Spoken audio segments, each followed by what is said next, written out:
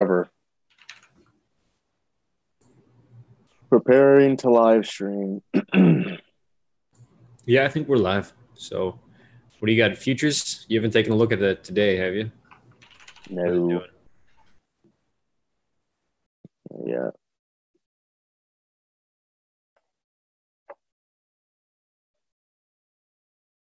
All right, there we go. Yep, I see it. What? Am I sharing the futures chart? Just the YouTube. Yeah, we're live. Oh, Yeah. okay. So I see the futures chart. Okay, good. I'm just retweeting this.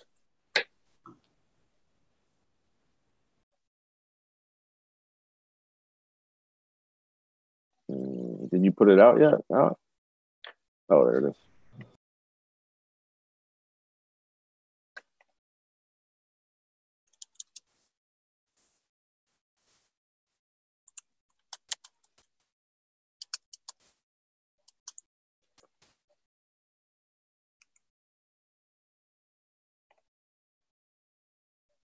I don't know how to say spell.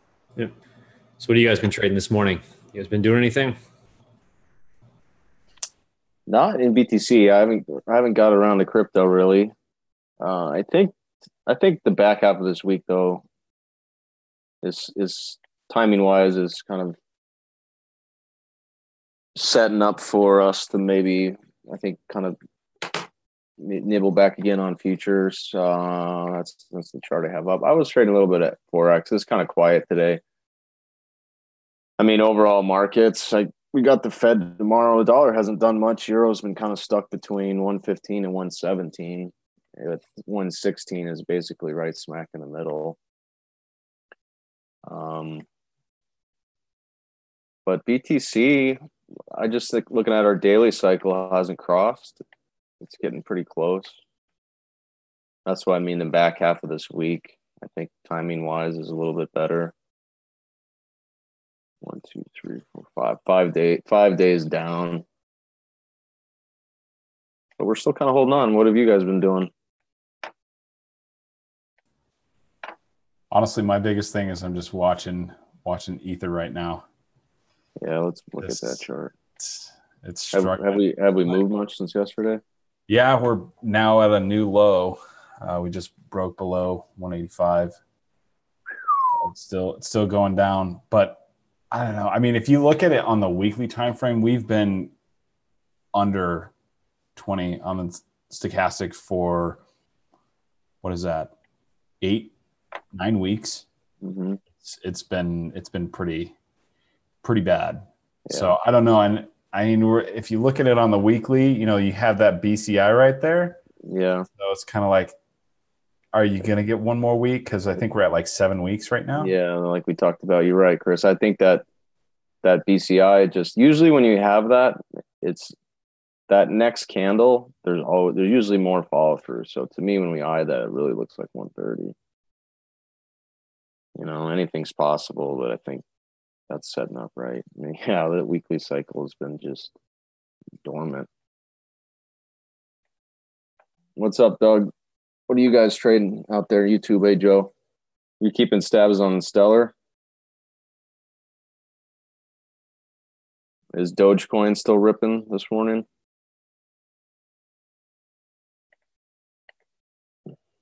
Trying to see what else here we can talk about on Ether.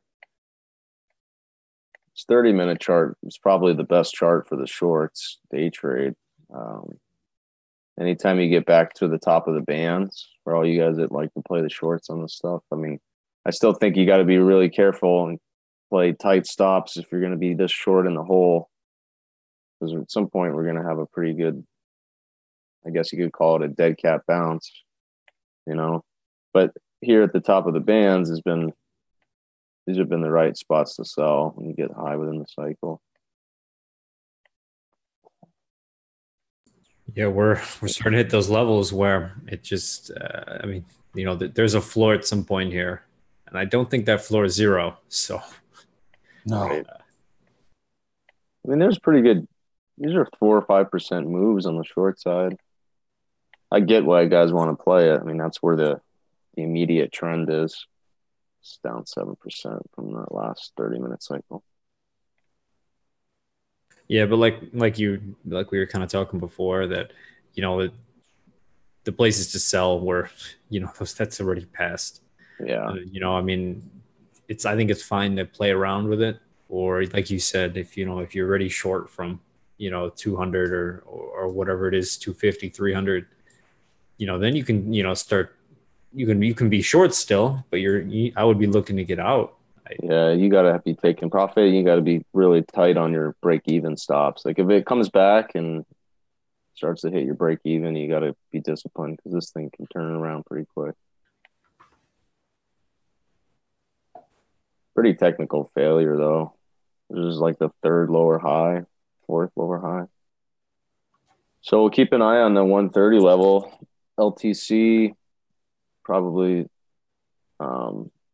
still kind of gravitating towards 50. I don't see anything to do there. Yeah.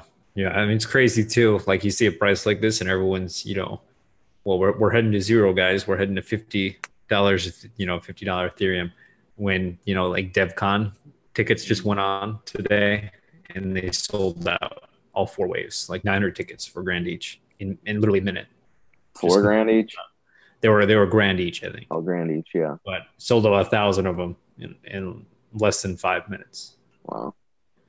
So obviously there's interest there. There's interest to keep that, you know, keep that floor up at least. One interesting thing is that a lot of people want to compare cryptocurrency prices on tokens to stocks, right? Because that's the only slightly analogous thing that we have to compare it to, but it doesn't work out in the sense that cryptocurrency token prices do not match P&Ls. It doesn't match the economics of whatever it is that the token is. So for instance, with Ethereum, you say, oh, it's gone down, you know, from a high of 1,500 and now we're below 200. Obviously the company's failing, the project is done, everyone's just pulling out, but that's not the case because it's still going to function. It does not depend on that to reflect its power, if that makes sense. So like you said with DevCon, there's no lack of interest in development on the platform. It's going to keep going, and they probably couldn't care less at the moment what the price is, as long as the technology is progressing and more projects are being built and they're expanding. That's their bottom line. And so I think people kind of mix those two things up, especially with a lot of altcoin projects. Yeah. BTC is kind of its own game, but at least with these cryptocurrency projects, that's kind of the way that I look at it. So I don't go into full panic when I see a project that I am following and I'm really bullish on long term. If it goes down 90, 95%, it's not the end of the world. It's not going to go away unless they're really mismanaging their funds, which is the case for some of these projects. But the ones that at least have a bit of a brain going on about this kind of stuff, that it's fine. They're not going anywhere. Yeah. And then you also have to take a look at what happened. You know, what's happened in this space since this crashed below 200, right? Or crashed, I guess, you know, below 200, what everyone's saying. NASDAQ they released that they're preparing to release a crypto analytic tool. Citigroup shared its plans to support crypto custody. Gemini launched its first fully audited stablecoin. European Commission said the cryptocurrencies will coexist with the current financial system and flourish. So all that happened in the last 2 days. So I don't get people's doom and gloom, you know. I get it. Scenarios. It's because their P&Ls are getting blasted. Yeah, exactly. And I guess it's cool to be. I don't know. I don't understand what's the gain from it. Knocking everything like that. Maybe so they can be right when it goes down. You know, another $50. I guess. I don't know. Nailed it. Ethereum 150. Nailed it. Yeah. Well, you know, it's just a lot of emotion. Well, what do you guys think though on as far as the whole gas theory with Ethereum? Like, do people really need? Does that really command a price for Ethereum? What do you really need to use it? Gas in certain ways. I mean, is there a use case there for it to actually bump up the price? I mean, not that we're looking for reasons for why the coin should be worth whatever. Just wasn't there an article? I think Chris, you were up to speed on that.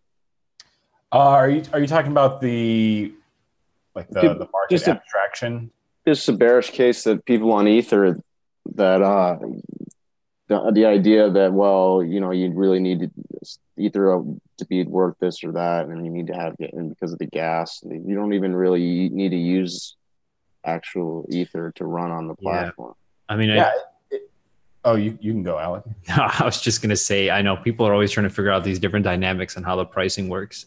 You know, you hear arguments like that, then you hear arguments on Bitcoin side. Well, mining, you know, takes, you know, this much money, so Bitcoin is worth that much. There's so many different, you know, intricacies and the different dynamics that I kind of read through it and I was having a hard time following just because there's so many different counterpoints. It just seems so complicated, really. It's like I kind of get it.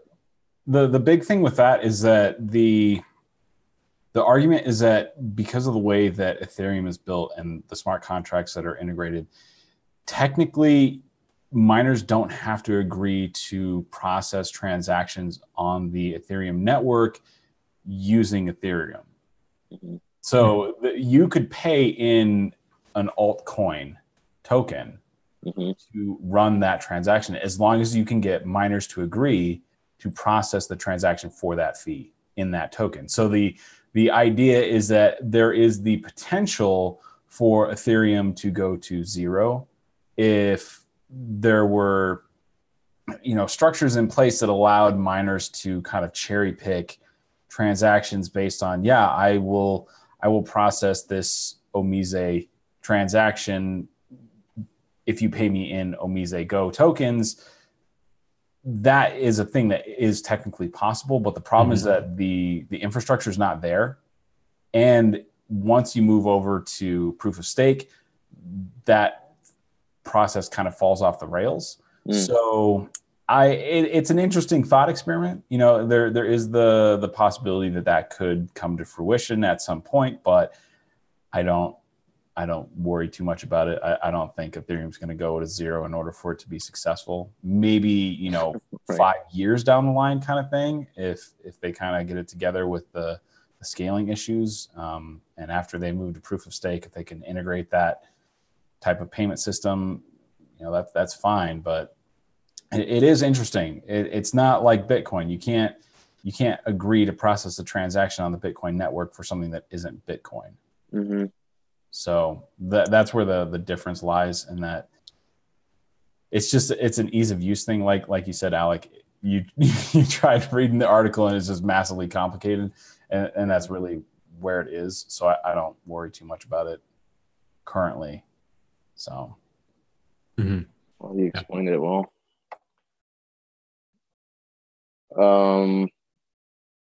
I'm just cycling through a couple of these. EOS is hanging around $5 or a little bit under. Have you guys heard anything on Salt? I haven't really dug very deep since Sean, I guess, resigned. Yeah, they've been pretty quiet. I think they're trying to figure out what exactly they're doing. Yeah, who would have known lending on the blockchain was going to have some sort of legal obstacles, right? Yeah. It is good though. I mean, they announced when they had the whole CEO shakeup that they were going to detach the retail price from a set amount to something that reflects current market values, which I think is very beneficial for them as a company. Because I mean, right now you have Salt under $1, and up until that change, technically you were able to pay off your loans at a rate of 27-1, which is a huge amount of arbitrage. Yeah, if you could secure that loan. So I totally understand them doing that, and hopefully that will help strengthen their business in the long term. But as for right now, it just seems kind of quiet. Mm-hmm. And none of these projects are getting any sort of spotlight. Any ERC20 token, any ICO, they're just not in the spotlight right now either. Yeah. You know, there are a few that are still pumping out really good, updates and content, but I think the majority of them, I feel like they're saving it. Just why I feel like a lot of these are really out to make some money. So they're thinking, well, why would I release this in a bear market when no one has no profits to allocate to? They're bleeding. Save everything. A few months from now, everything's back up. People have money to spend. And that news item goes so much farther. Mm-hmm. Well, it's had some pretty good ramps. I mean, 40 cents to, almost a double to 80. Another good ramp there off of a buck. We'll see if we get a lower low. I mean, I might try to nibble a little bit. Yeah, there's definitely profits to be made trading salt for sure. It's just all those people that bought in at 15 plus that are salty with the current prices. Yeah, it's tough. I mean, you got to be really patient when you want to buy these lower lows. We've got a core position. It's not meaningful because we never turned the corner. Thought like maybe you would do it here, and nope, couldn't get above the bands. But of course, you're back to zero, like a lot of these. Yeah. Did you already take a look at Bitcoin? See what it's doing today? Everything is kind of following that, I think. Yeah, it hasn't done anything. We just talked that it was 5-6 days down. We could look at the cycle. 0x down. They expanded to some new states, Joe.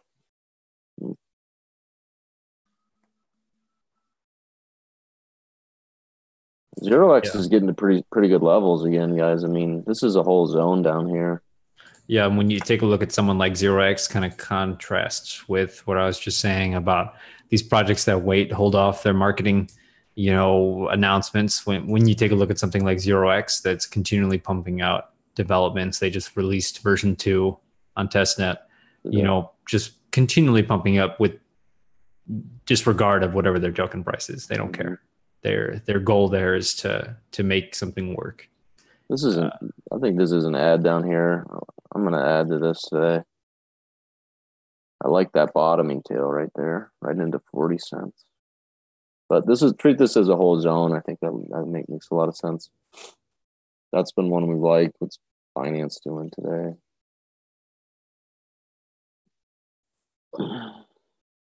These guys are still running their buyback and burn, right? Yeah, I don't think they'll ever stop marketing. I think you're a buyer at 8. Still making lower highs longer term. I mean, we know that the big cycles on BTC are until next week. Let's look at some relative value.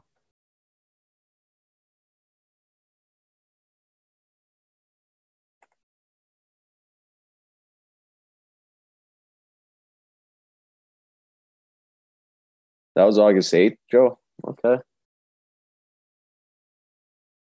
I mean, I've seen how many people they were hiring. That's all that stuff is bullish behind the scenes. Salt's probably going to be one that puts up stupid returns, once we bottom. Just as far as the coin bouncing. You see Coinbase brought on 250 new members. There's a crazy amount of employees. 250, they pretty much just doubled their base. Where are they all operating out of? California? I'm not too sure. Yes, New York.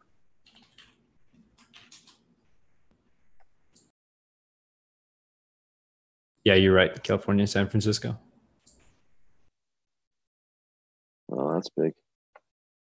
Meanwhile, a lot of companies are leaving the state.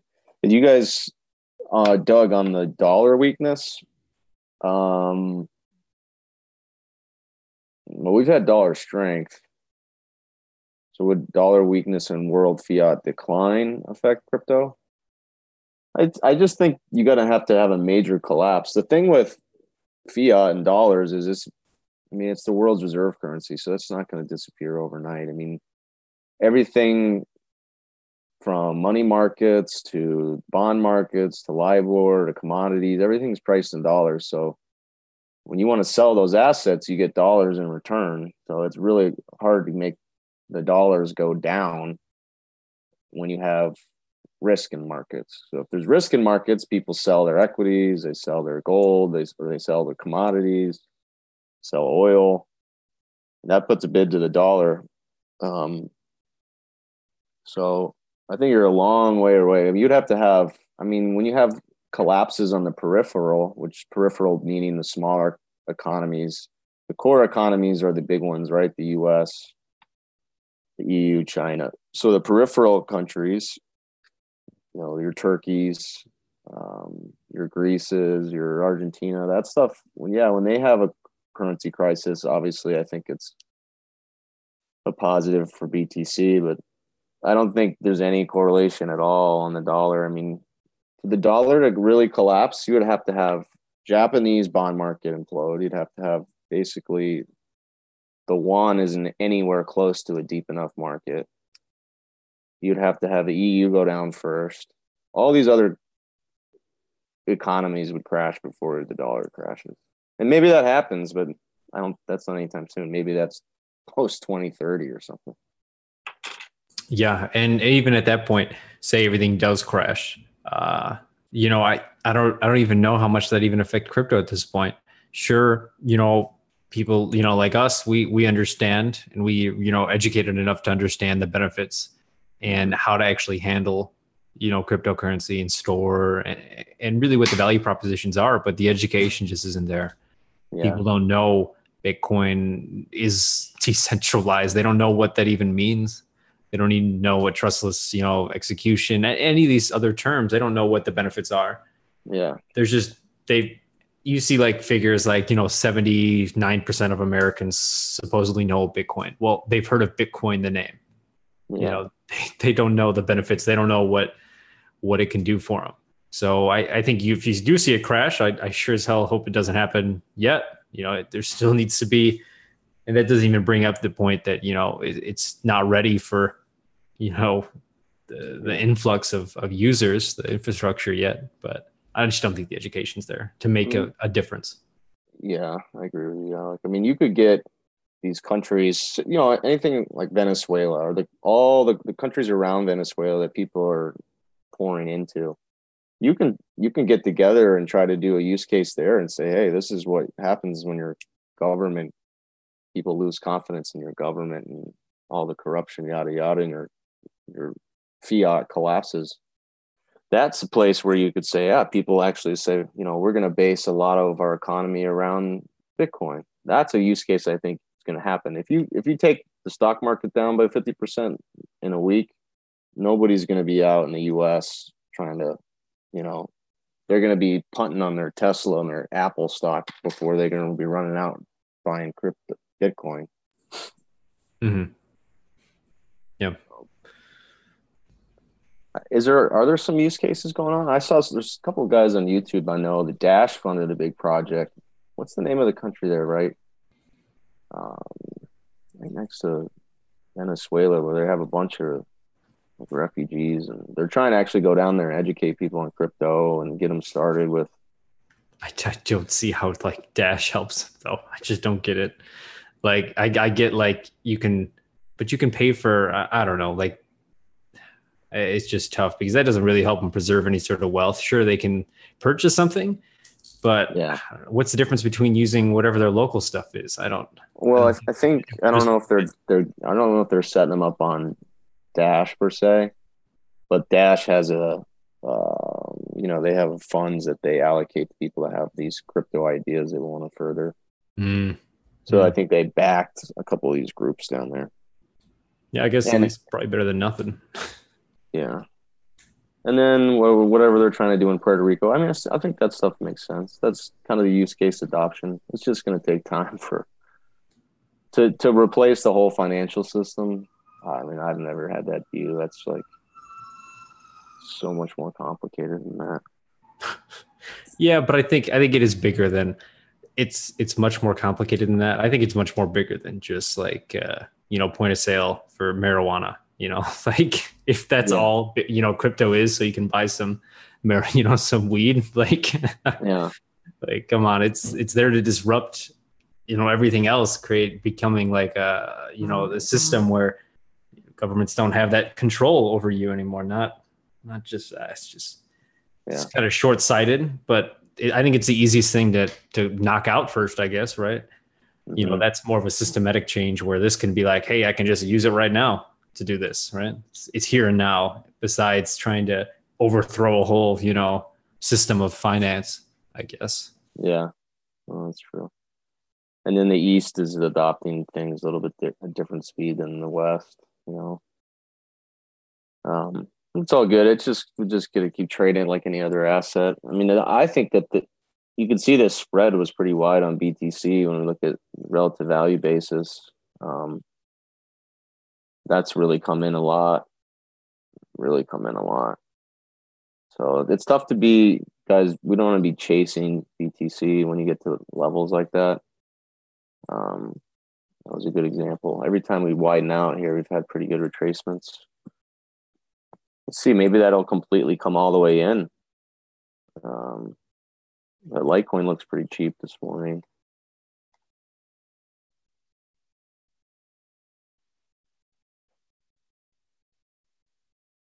This is just versus Litecoin, Bitcoin Cash, and Ether. 30 minutes, they're all trading together. I can add in a few others. Did Dash pull back down yet? I know you were. Yesterday we were talking about how high Dash was in relative. Yeah, let's see. Oh, it's still sticking out. Well, it's coming down though. It is coming down though. Sometimes it's hard to see what I have because there's only so many colors in the rainbow. This is EOS. Binance has come down a lot. It was sticking out on the highs. Same thing with Stellar. That's all come down. Yeah. I like Binance down here. 0x. Ether's still probably one of the cheapest.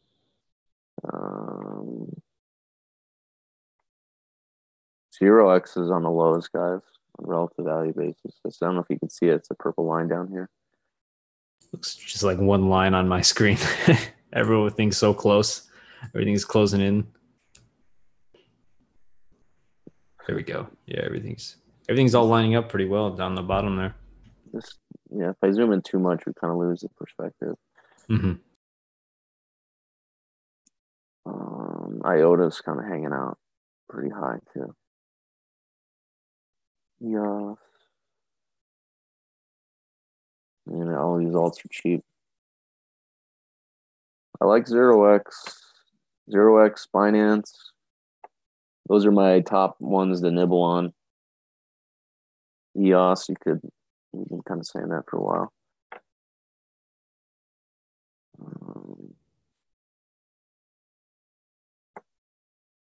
What else to hit on here? You guys got any other coins you want to look at real quick? Not really. Somebody said GVT. It's GVT. Did I get that right? Scroll up.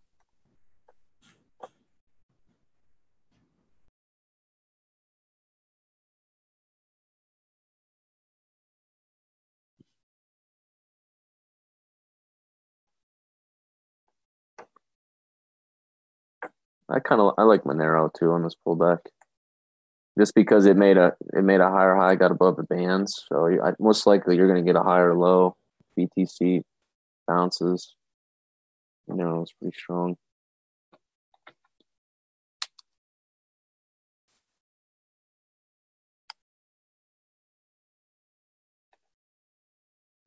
I have not heard of this coin. Chris, have you or Alec? Genesis Vision. Genesis Vision, yeah, they do like asset management. It's a little bit of a weird way. What's Economy doing? That's actually making a higher high. That's actually different than the entire other altcoin market. There, you at least have higher highs on the daily. That's in a new uptrend. Be a buyer and pullbacks.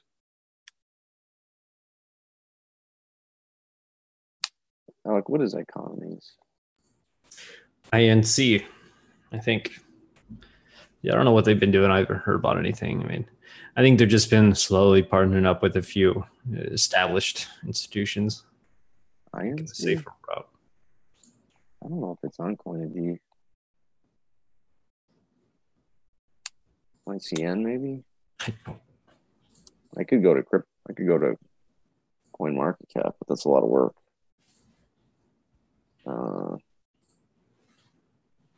Yeah, that's it. ICN is economy. Yeah, we got it now. Making lower highs. Yeah. Ooh, Not point looking so zero hot. zero zero zero zero 0.06. Yeah, they lost quite a few percentage points. I don't think we have it versus dollars. They would do. What happens when you make a utility token and then take away the utility of it? Well, all said. Oh, those guys did a pretty good job raising money. Their timing was pretty good. Well, I mean, that's pretty much everything there. Not much else to say here. Seems like a bottom's forming, I guess, and kind of just looking around, looking to add. Still kind of sliding quietly into next week when we get some more of these cycles that maybe will give us a boost. But for those of you guys that are in the crypto room, you probably see us add a 0x and Binance here today, just to be involved a little bit on this dip. And then we'll see. I'm probably going to pull the trigger on some futures after the latter part of this week. I'm not really in a hurry. Keep an eye on our ether for your 130, Chris. And then you're going all in, right? Yeah. You're leveraging up the company, knocking on the neighbor's house, take out a mortgage. Yeah, I think that if we do end up seeing 130 on Ether, it would have a pretty strong bounce back from that. And alts tend to follow Ether prices pretty consistently. A lot of people have always looked to Ether as kind of the overall health indicator of altcoins, like project altcoins particularly. So if we see that bounce, that would be nice. So that's what I'm looking for. All right, buddy. Lady boy, yeah, Ion. How do you guys say it? I say Aeon. I think it's Aeon. Yeah. Yeah, that's one that's cheap. I mean, cheap's been getting cheaper, but that's a project that we think definitely has some legs. If they do what they want to do, that's probably a coin that's in this next bull market. That's probably one that does. I think is going to be one of the bright spots for sure.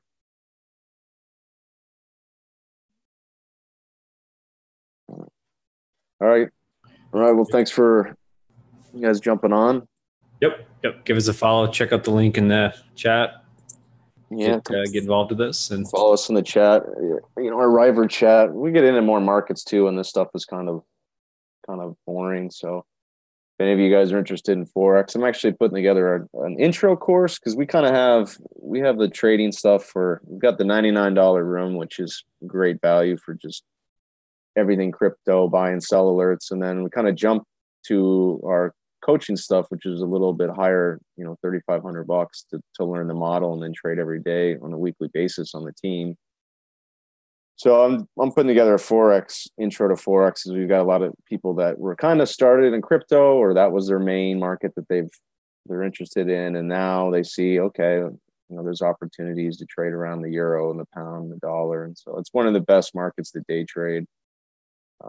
But I've been working on that the last couple of days. So anyway, that's probably the best place to kind of hook up with us, guys. You just go to BlockEdge. BlockEdgeCapital.com. Yep. I posted the link in the chat okay. as well. It's in the description of the video. Yeah, it's free to come join the chat, guys. And if that's the stuff you're interested in, we can get you in the right place. All right, boys. Yep. Till next time. Till tomorrow, 11 o'clock, everyone, Eastern. Yep. We'll see you then. All right. Talk to you.